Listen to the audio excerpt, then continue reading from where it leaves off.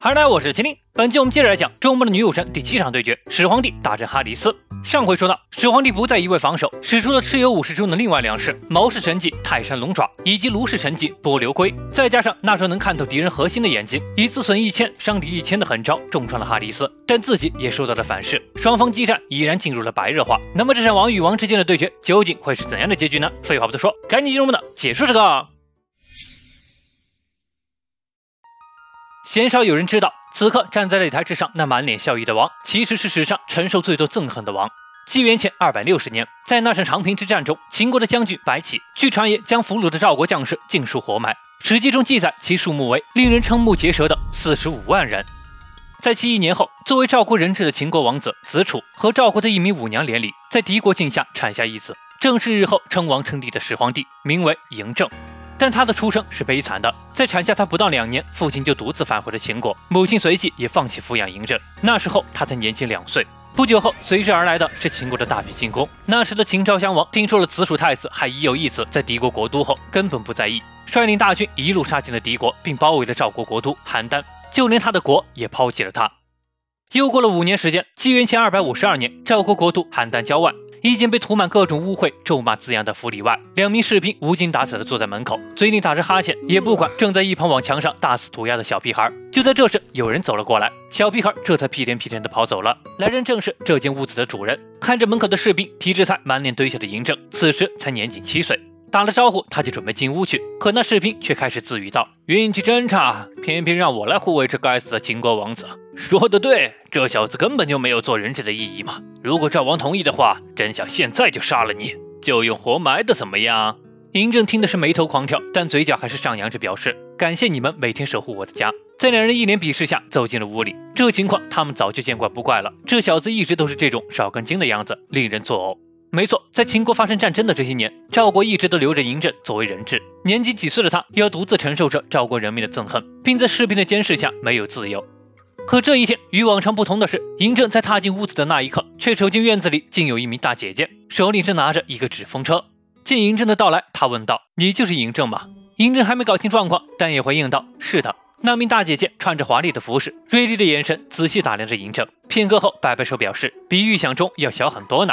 这时嬴政才开口询问道：“请问您是谁？”女子突然豪迈地指着胸脯表示：“我叫春燕，是来照顾你的起居的保镖。”说着一跃而起，落到了嬴政跟前，叉着腰俯视道：“也就是说，不管是把你煮来吃还是烤来吃，都是我的自由。”听着这话，嬴政的五官都快挤成一条缝了，随即便哈腰道：“今后还请您多多关照。”春燕眉头一皱，随后摆了摆手，无趣道：“还真是礼貌呢，你先带我参观一下这里吧。”嬴政的小屋可以说是家徒四壁，仅有的一些摆件家具都是破烂不堪，像是被荒废了很久的废弃住宅。春燕也表示，这样的破屋子倒是挺适合你这种大家都很讨厌的秦国王族呢。嬴政也不反驳，笑着表示不嫌弃的话，他去给春燕打杯水来。见嬴政这副模样，春燕再次询问道：“你真的只有7岁吗？”在得到肯定后，他突然一屁股坐在桌上骂道：“真是令人不爽！一般这个年纪的孩子随时都可能大哭闹脾气，但你却只会一个劲儿的傻笑，真是令人作呕。”嬴政一听，立马就点头哈腰的表示抱歉，接着握紧了拳头，做着怪异的表情说道：“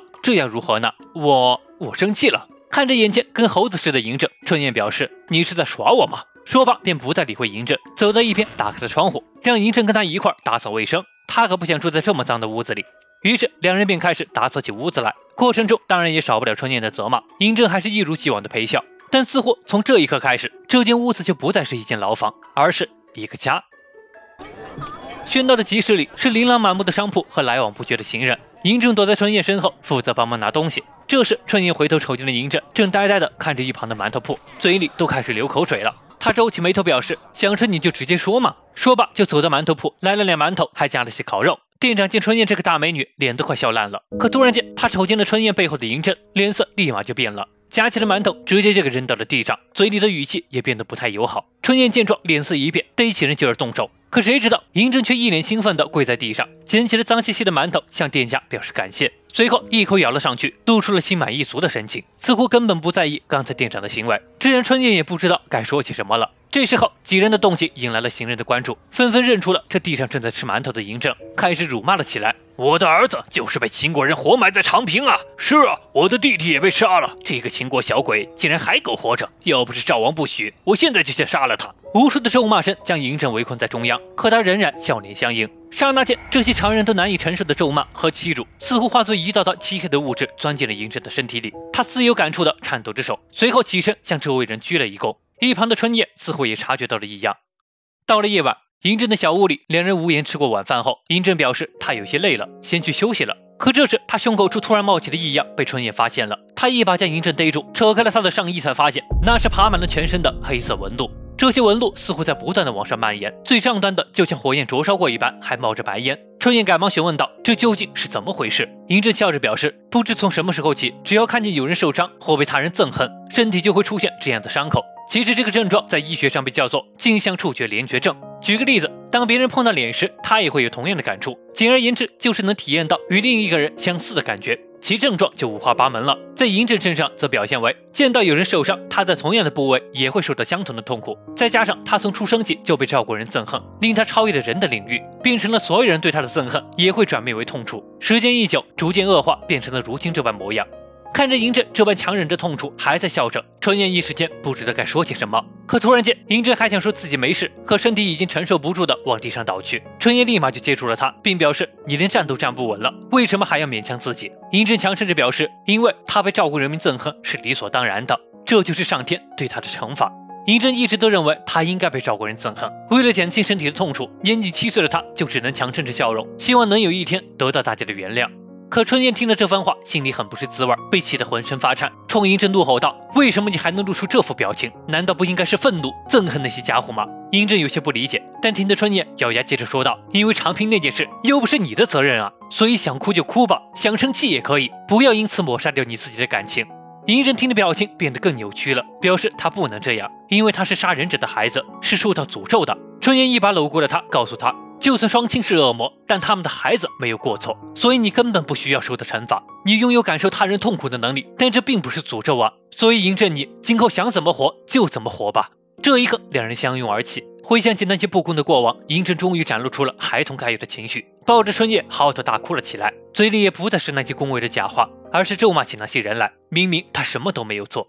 那一天是嬴政自出生来第一次表达出自己的情感。一觉醒来后，干净的屋子，窗口明媚的阳光下，春燕正在准备早餐，她的状态也不再刻意，脸上展露出了自然的神情。吃过饭后，春燕给了他一个东西，正当他疑惑时，春燕解释道：“这是用来盖住眼睛的，或许看不见就能减少些痛苦吧。”看着这人生中收到的第一份礼物，嬴政很高兴。没等春燕把话说完，他就拿起了绸带往眼睛上戴去。这个绸带不是完全遮蔽视线，戴上也能隐约看清。戴上绸带后，嬴政高兴地表示：“谢谢，他会好好珍惜的。”春燕也回以笑容。就这样，日子一天天过去，嬴政逐渐适应了两个人的生活，春燕也成为了他唯一相处不会感到痛苦的家人。他帮他清理屋外墙上的涂鸦，教他武艺，也带他偷偷去捉弄那个羞辱过他的馒头铺老板，将他的馒头换成了青蛙，吓了他一跳。这种他平日里想都不敢想的事情，春燕都替他完成了，他也发自内心的开怀大笑了。两人被发现后，火速逃离了现场，奔跑在骄傲的草地上。那段日子是嬴政自出生以来第一次感受到了幸福，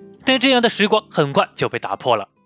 2年后，秦昭襄王、孝文王相继驾崩。纪元前250年，那曾经抛弃了嬴政的秦国太子子楚上任，其结果便是一队秦国兵马前来恭迎太子嬴政回国。那一刻，曾经羞辱过他的人和门口的士兵都看傻了眼，因为父亲担任秦王，嬴政便成为了拥有第一继承权的太子。于是就这样，嬴政跟着他们踏上了回国之路。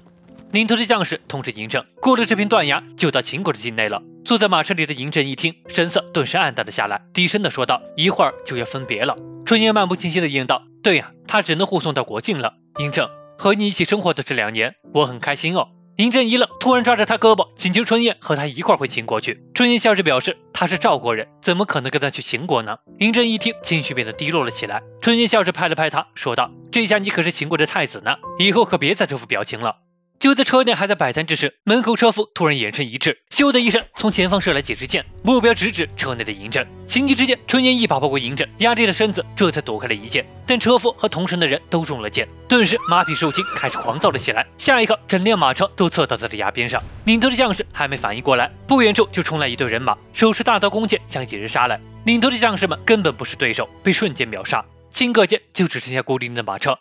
两人刚从马车上下来，就被团团围住。嬴政不明白这些是什么人，但春燕看得很明白。当初身为人质时，有赵王的命令，没人敢动他。可如今却不同了，肯定会有人趁此想来报复他。嬴政一听，随即也明白了。看着地上因为他而死去的人，他心里很不是滋味，咬牙扯下了绸带，站在春燕身前表示他要战斗。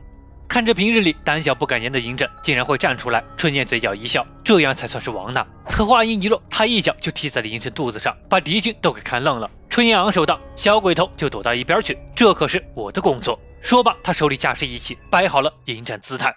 敌人也冲了过来，只见他一记俯身侧踢，轻松就撂倒了一个，接着是身后携带的敌人，身躯化为残影，一脚踢在其腿上，打乱了敌人的平衡，接着在当头手击又解决了一个。看上去动作行云流水，可实际上敌人也不是傻子，抓住了春燕的破绽，一名敌人手持大刀从背后狠狠地刺进了他的腹部。见到这一幕，嬴政都快急哭了，都是因为他才变成这样的局面。可这时被刺伤的春燕转过了身来，强忍着剧痛，一掌打在敌人下巴上，又放倒了一个。可手里的动作还未结束，那最后的敌人就已经挥来了大刀，一刀就斩在了春燕胸口，刹那间血花四溅。嬴政因为腹部的痛，只能眼睁睁看着这一幕。敌人缓步走向了他，但此刻他一点也不害怕，只是恨自己什么也做不到。那人高喊着：“受诅咒的秦国太子，给我去死吧！”手里的刀就要斩下，可下一秒，身后一双血淋淋的手抓住了他的脑袋，看见了来人竟然是春燕，他还没有死。春燕突然笑着表示：“你想对我的孩子做什么？”话音落下时，敌人已经被扭断了脖子，他竟以一己之力干掉了所有敌人，但摇摇欲坠的身体终究还是撑不住了。嬴政赶紧上前拖起了春燕，让他振作一点。然而春燕却开口向刚才踢了他道歉。嬴政一听，哭得更厉害了。他不明白春燕为什么要为他做到这样的地步。春燕只是笑着看着他，在生命的最后一刻，将他藏在心底的故事告诉了嬴政。